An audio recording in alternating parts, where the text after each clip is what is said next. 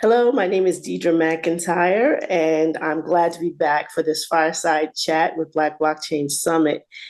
Today's chat is called Facing the Rising Sun, and it essentially is the crypto case for uh, proof of work models within a sustainable energy solution. And I'm so happy to have the co-founder and CEO of Soluna Holdings, John Belizaire, joining us this morning. How are you, John? I'm great, Deidre. Thanks for having me on the conference, and looking forward to this. Great. I mean, this is a flip side for him. People who have not followed him, definitely go to Sununa's YouTube channel. He does a lot of interviews, and that I've been a fan of for quite some time. So, kind of reversing the paradigm on him a little bit. And so, Mhm. my first initial question is definitely, share your story. Before Soluna Holdings, what was your journey to get to the place where you are today? Sure. I've been an entrepreneur for about 25 years. I'm trained as a computer scientist, and so I studied computer science in my undergraduate studies and in graduate school.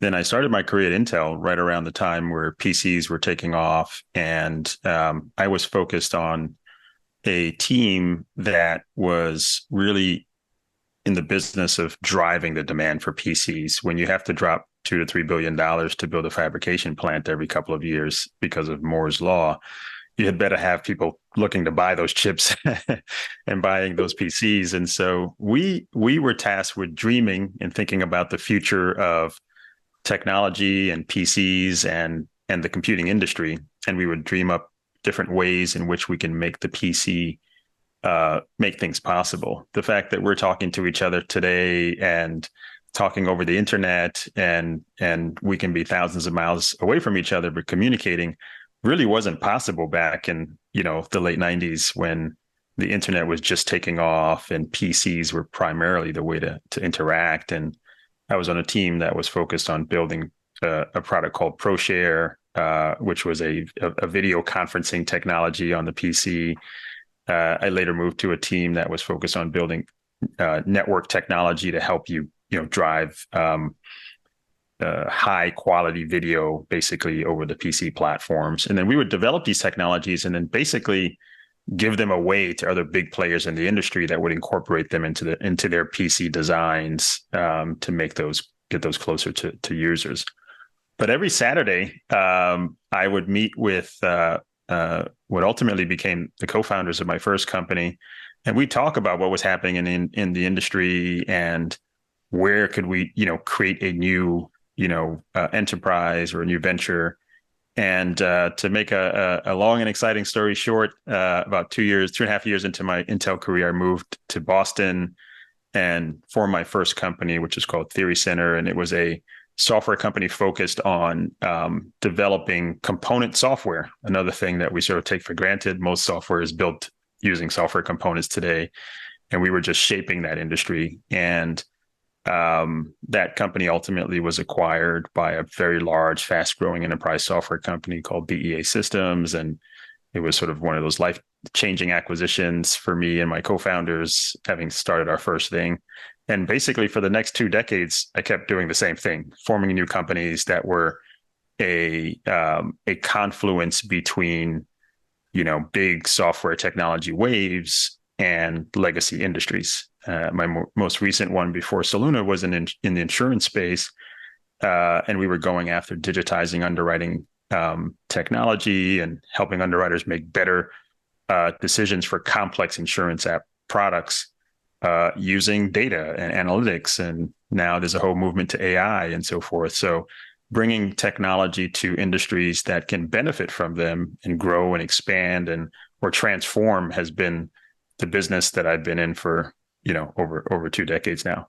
So Luna is very much along that same theme. It's the confluence between a big technology wave like blockchain and digital asset businesses and the fast transforming legacy business of energy.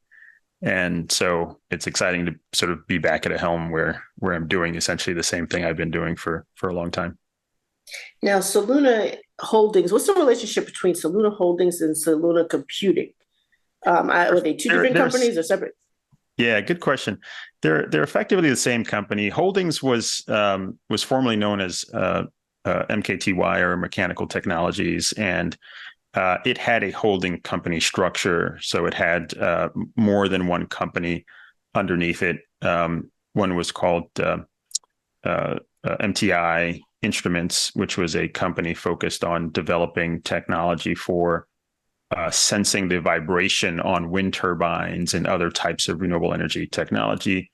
It also had a legacy of developing innovative ways to use molecules like hydrogen and um, methane to generate power or store energy. So they invented the hydrogen cell technology that you see on lots of forklifts and things like that. So they actually created a company called PoW, and that spun out of out of the Mechanical Technologies parent company. So those that holding company structure is a legacy thing. When my company Soluna Computing was acquired by MKTY, and then we renamed the company Soluna, we became a sister company to that MTI Instruments business. The early part of last year, we sold the MTI business to focus the entire company on the Soluna business model. Mm. So that's why you have the holding and Soluna Computing as the only child company, if you will, and operating arm of the business. Okay, so that is that also how Soluna Computing or Soluna Holdings became a publicly traded company because it was Exactly. already a Yeah, public company? Okay. that's right. So Soluna Computing merged into a subsidiary of um, uh, the Mechanical Technologies company, and that company was then renamed Soluna Computing, and so Mechanical Technology had two subsidiaries, MTI Instruments and Soluna Computing, and then Mechanical Technologies was then renamed to Soluna Holdings to begin to set the direction that the company was going. And we also put out a plan that we were planning to grow, but then eventually sell off the MTI Instruments business. And we completed that sale the first half of last year. And so Soluna Holdings and Soluna Computing are the remaining entities there. Awesome. So, how do you explain to a person that maybe isn't knowledgeable about the energy business, how does Soluna Holdings work in terms of, explaining that you have these different data centers and where does, kind of proof of work crypto or Bitcoin fall into that folder, what your company does? Yeah. I get to do that a lot when I go to parties and whatnot. Now that COVID allows us to, COVID isn't holding us back at home. And people say, "What are you working on?" And I say, Soluna is on the mission to make renewable energy the primary source of power we use. And they're like, "Wow, that's exciting." Well, how do you do that? And I say, well, first you got to understand that there's this big problem that people don't talk about when it comes to renewable energy. Interesting, and I'll go on to explain that the grid, when it was built, was designed for energy and the use of energy, the demand for energy, to be synchronous, right? So they build the power plants and they go out and they figure out how much energy people need, and they build the grid and the lines that send that power out exactly so that if there's more power in the summer, they know exactly how much power there's needed. They can dispatch that. They actually have switches. They can turn power plants on and off and so forth. But now you have to imagine that when they start to replace those old coal and thermal and gas fired power plants, and in some cases nuclear here in the U.S., in the New York State, for example, where I live, we're turning off some of those plants and start replacing them with primarily solar and wind farms. That dispatching, when you turn it on and on and off, that's not really controlled by the grid anymore. That's controlled by Mother Nature. When the wind blows, the wind blows. The sun shines, the sun shines. And so sometimes you're going to have more power than you actually need, or less power than you need. So you have sort of that mixture. And as a result, it introduces this new problem that people don't talk very much about in the renewable energy industry, is this concept of curtailment, where when the power plant is running, imagine at night somewhere in the middle of Oklahoma, the wind is blowing really fast. Everybody's asleep. And so there's a lot more energy than there is needed. And so the question is, what are we going to do with that? And typically what happens is those power plants are told to shut off or to power down. So you'll see some of those blades stop spinning. And that happens all over the country. So that's just wasted energy, you know? And so what we do is we find those power plants that are really suffering from that wasted energy.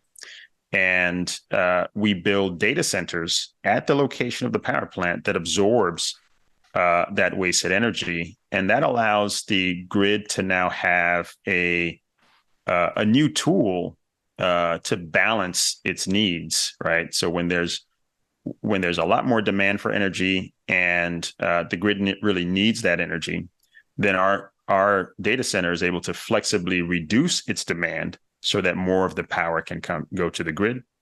And when the grid is oversaturated with energy, it just there's not enough energy. There's not enough demand for that energy. Our data center will then fire up and eat that excess energy. And usually when I say that, they're like, wow, that's amazing. They're like, wait a second, can't you just store it? Can't you just use a battery? And battery, yeah. Batteries are great, but they can't store the energy for very long. Number one, they're not long duration.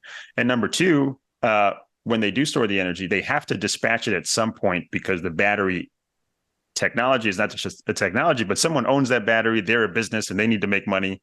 And so they need to dispatch it when the prices go higher. And so that just exacerbates the problem.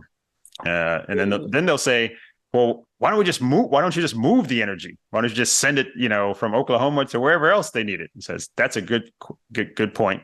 But that requires building power lines, and that can take years. Sometimes power lines never get built because of all of the local challenges. You have to cross states, and it's a very big issue for building these long range power lines.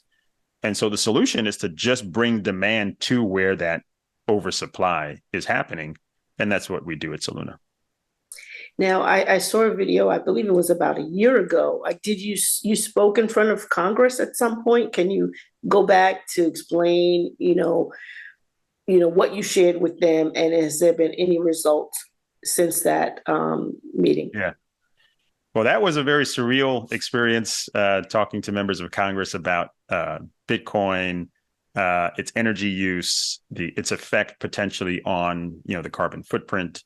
And effectively what you had was a group of incredibly bright people, certainly distinguished because, they've been able to become part of our, political framework.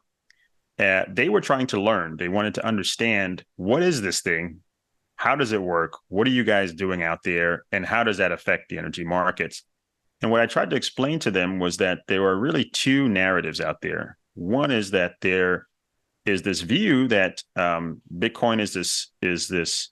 Bitcoin and the proof of work protocol that underlies the digital asset is a very interesting technology. It seems to have taken a little bit to take hold, but it has this terrible side effect. And that terrible side effect is that it uses way too much energy, and that energy doesn't seem to have no real purpose. And that energy use could have real issues in our energy infrastructure. And what I tried my best to disabuse them of is that view that Bitcoin is just bad all around. The case I tried to make was that, that narrative is just plain wrong, in that the energy use of Bitcoin does have a purpose. It is an advanced technology. Whoever the creator of the technology was very innovative in thinking about how to ensure that the asset could be protected, secured. The record of movement of the asset between parties could be managed without a trustworthy independent party being required. And to do that, you had to create this protocol where participants in the protocol are essentially working to ensure that they stamp each of those blocks with something special that ensures that that block hasn't been tampered with. And that requires a lot of computing, and that computing has a very specific purpose. and that purpose is to protect the network. And it's also designed such that as the network gets bigger and expands in its value, you need more of that protection.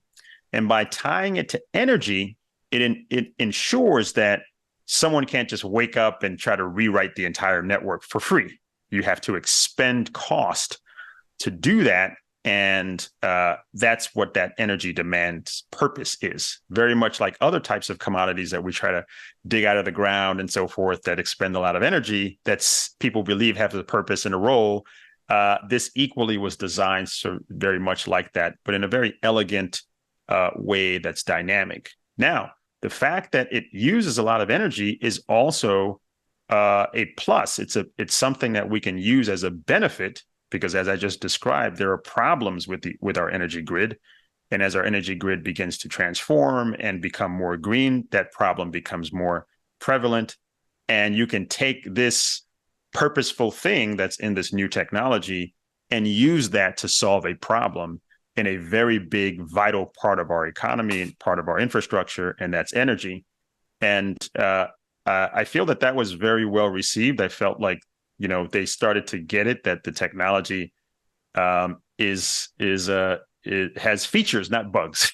Its energy use is a feature, not a bug. And I think that was my key statement, that is, if there's anything that they take away from the conference, is that Bitcoin's energy use is a feature, not a bug. It's actually a very powerful feature that can ultimately catalyze the transformation of the grid to becoming more sustainable. And by all means, everybody would agree that, climate change is a real issue and we need to have more green energy. And why not use this technology and bring it to this legacy industry? Again, my background of bringing these confluences and do something innovative.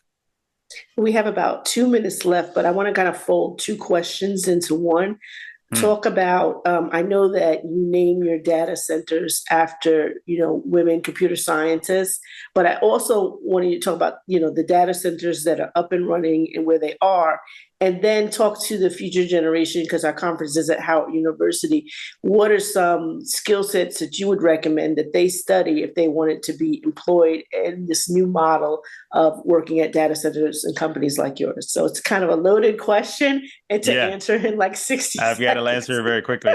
So we do name our data centers after famous women scientists, ones that we believe are what we like to call badass catalyzers. They've all catalyzed the industry in some way. Dorothy, our largest and flagship data center in Texas, for example, we're just energizing and bringing her online, is named after Dorothy Vaughan, one of the hidden figures who were involved in the Apollo missions. Our Kentucky facility, Sophie, is named after Sophie Wilson, who helped to invent the ARM processor and invented a whole new series of technologies around chips.